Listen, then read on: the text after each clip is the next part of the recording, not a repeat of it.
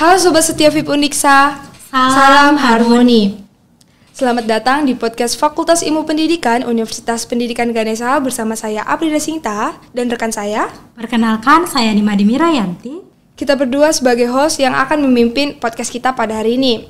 Nah, pada podcast kita kali ini kita kedatangan seorang narasumber kita, yaitu seorang wirausahawan muda yang bernama Kak Niluh Intan Hadriani SA yang merupakan alumni S1 Akuntansi Undiksa angkatan 2017. Kak Intan ini juga memiliki sejumlah prestasi, di antaranya pernah menjabat sebagai fungsionalis BEM Fakultas Ekonomi Undiksa. Semasa kuliahnya, Kak Intan ini juga merupakan anggota Genbi Undiksa loh. Tidak sampai di sana saja, Kak Intan ini juga menjadi volunteer Undiksa yang membuatnya makin mengesankan lagi nih Sobat VIP. Kak Intan ini pernah mengikuti PKL di luar negeri loh. Wah, keren banget kan ya Sobat VIP. Nah, Kak Intan juga seorang wirausahawan muda, di mana di tahun 2020 Kak Intan memutuskan untuk membangun usahanya sendiri, yaitu Lucky Land, yang mana Kak Intan sebagai ownernya langsung. Nah, ngomong-ngomong tentang bisnisnya nih Pit, Lucky Land ini merupakan usaha di bidang F&B, khususnya di bidang kue yang menyediakan cake dengan bestsellernya itu adalah Korean cake dan berbagai macam cake dengan berbagai request. Nah, buat lebih detailnya nih Sobat VIP, bisa mengunjungi Instagram pada link di bawah ini. Nah, langsung aja yuk kita sapa narasumber kita pada hari ini. Halo Kak Intan. Halo. Nah, cantik banget ya Sobat VIP. Selamat datang Kak Intan di podcast VIP Undiksa. Apa kabarnya nih hari ini? Luar biasa, karena bisa berkesempatan hadir di acara pada pagi hari ini. Sebelumnya kami ucapkan terima kasih atas kesediaan kakak untuk menjadi narasumber kita di podcast hari ini. Mungkin kakak bisa menyapa Sobat VIP terlebih dahulu yang sedang menonton podcast hari ini. Halo, Sobat VIP Undiksa, selamat datang di acara yang sangat luar biasa ini. Jadi terima kasih atas kesempatannya telah mengundang saya di acara ini. Semoga apapun yang kita bahas nanti, topik-topik menarik lainnya itu bisa bermanfaat untuk sobat-sobat semua. Terima kasih. Nah, tanpa berlama-lama lagi, mari kita memulai topik pembahasan kita, yaitu beranikan dirimu memulai bisnis di usia muda. Langsung saja kita berbincang-bincang dengan Kak Intan. Yang membuat saya penasaran nih Kak, sebenarnya apa yang mendasari kakak untuk memilih bisnis cake ini? Boleh dijelaskan Kak? Oke, jadi yang memotivasi atau yang mendasari saya untuk memulai bisnis ini adalah saya ingin mencoba hal baru yang mungkin itu bisa bermanfaat untuk kedepannya.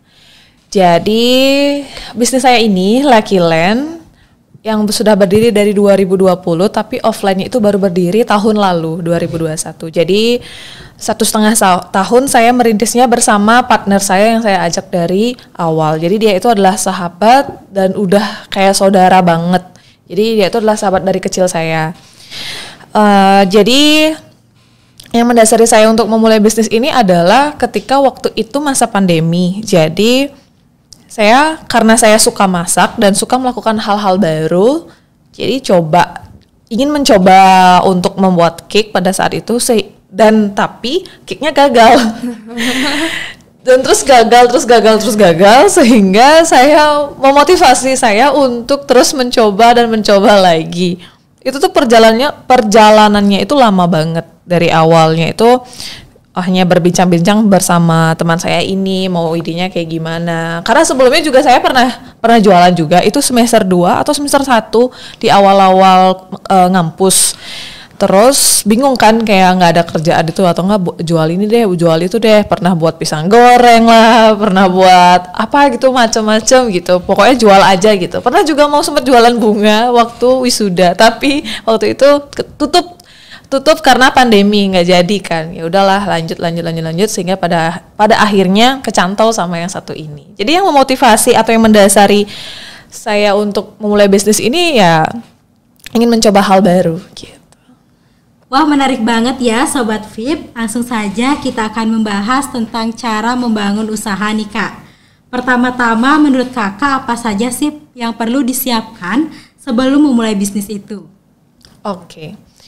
Jadi yang pertama-tama dilakukan itu adalah mulai. Oh iya, benar juga ya. Mulai. Jadi semua hal itu adalah berawal dari mulai.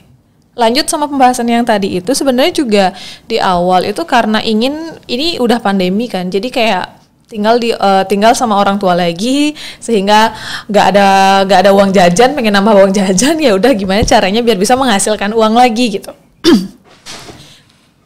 Cara untuk di awal itu adalah memulai, sehingga ketika kita memulai kita akan tahu kita harus kemana dan ngapain dan revisinya di mana. Jadi melakukan bisnis itu nggak bisa kita hanya teori saja. Jadi kita harus melakukan sehingga kita tahu kita apa yang akan kita lakukan ke depannya.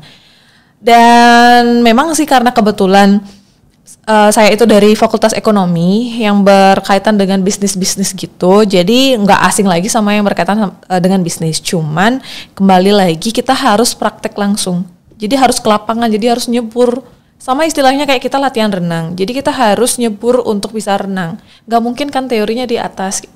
Tapi ya emang harus sih, kita harus tahu bisnis itu apa, gimana caranya ini. Tetapi kita akan belajar ketika kita sudah memulai. Jadi kakak juga sebenarnya kembali belajar ketika udah dari awal merintis bisnisnya. Jadi materi-materi yang pas di kuliah itu ternyata ketemunya di sana. Karena ketika kita terjun nih, contohnya gimana caranya menentukan laba gitu. Pada saat itu kita bakal langsung mau belajar dan searching gimana cara menentukan laba. Nah dari itu kita jadinya tahu. Semuanya sih kayak gitu. Marketingnya kayak gimana, gininya gitu. Berarti praktek langsung. Iya, praktek langsung. Masih berhubungan dengan pertanyaan sebelumnya nih Kak. Untuk memulai bisnis kan pastinya membutuhkan modal ya. Iya benar. Nah untuk bisnis kakak ini modalnya apakah terbilang cukup besar? Oke. Berbicara dengan modal, pasti kalau berbicara dengan bisnis itu tidak jauh dengan yang namanya modal kan, dan iya, itu bener. juga yang paling ditakutin sama semua orang, sebagian orang dan termasuk kakak sendiri. Saya itu di awal juga kayak risau, ini gimana ya ke depannya gitu. Jadi di awal itu sebenarnya yang penting kita tahu kita mau ngapain, ke depannya kayak gimana, dan kita harus udah ancang-ancang di awal. Ancang-ancang di awal ini ke depannya tuh bakal kayak gimana ya di awal-awal. Maka dari itu ketika saya sudah memulai bisnis, saya nggak langsung buka toko, nggak. Kalau itu bukan langkah yang saya ambil, karena menurut saya ketika saya langsung terjun, memang sih langsung terjun, tapi setidaknya jangan langsung berada di puncak. Contohnya ketika kita mendaki gunung, kita kan harus melalui yang di bawah dulu sehingga kita tahu di puncak tuh kayak gimana rasanya. Nah di awal itu makanya 1,5 tahun saya merintis bisnis ini bersama partner saya yang luar biasa, yang saya rasakan itu sambil kuliah dan lain sebagainya, sambil nyusun skripsi dan lain sebagainya itu. Untuk modal kalau terbilang besarnya itu ketika sudah membuka toko. Jadi berpikir di mana nih nyari modal, entah dari pinjaman, entah dari sana, entah dari sini, entah udah ngumpulin dari awal hasil penjualannya. Dan for your information, di awal tahun saya jualan sama teman saya itu hampir serasa tidak pernah digaji.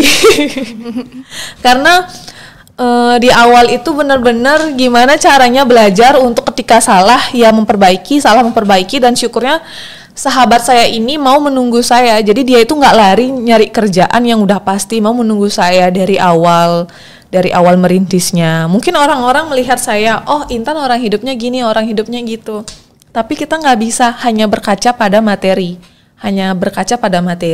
Karena semua orang itu walaupun punya materinya besar, tapi ketika dia tidak bisa mempergunakannya dengan baik juga nothing gitu. Jadi di awal itu sama sekali nggak berani dengan modal yang sangat-sangat besar. Sama sekali tidak berani. Jadi hanya berani untuk nyebur, nggak tahu apa, belajar di sana. Jadi tahu peluangnya ke depannya kayak gimana, dan sedikit demi sedikit seperti itu sih.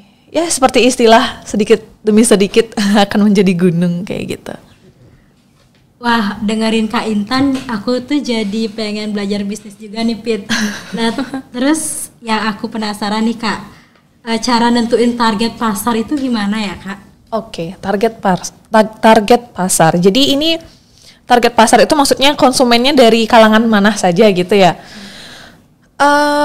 Kalau perihal target pasar itu, kalau kakak sih sama teman kakak itu Itu nentuinnya itu coba cari bagaimana produk itu bisa menjangkau pasar seluas-luasnya. Contoh nih, kalau misalnya kue itu kan nggak melulu tentang untuk cewek atau nggak untuk cowok gitu.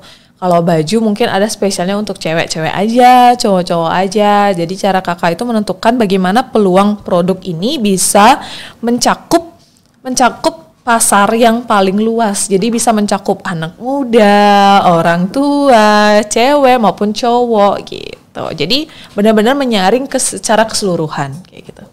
Pertanyaan selanjutnya nih Kak, ini juga merupakan hal yang penting untuk ditanyakan untuk Kakak dan bagi kami juga. Perihal memasarkan produk, bagaimana cara Kakak memasarkan produk usaha Kakak ini? Karena yang saya lihat ini Kakak di Instagram Lucky Land itu followernya sudah sangat banyak, terus pembelinya ada yang dari luar negeri juga. Boleh cerita Kak? Boleh. Oke, kalau mengenai followers itu belum seberapa.